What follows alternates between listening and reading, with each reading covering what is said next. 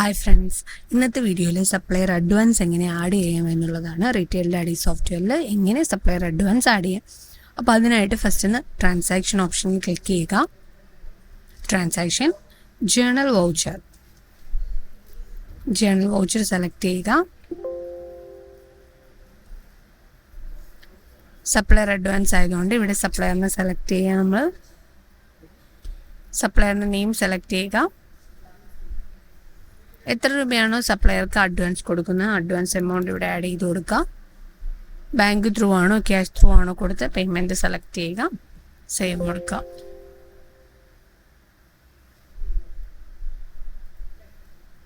Bank ആണോ cash ആണോ എന്ന് കൊടുക്കുക. സേവ്. ഓക്കെ,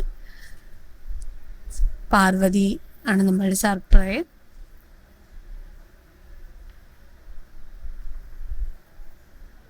റിപ്പോർട്ടിൽ സപ്ലയർ ലെഡ്ജർ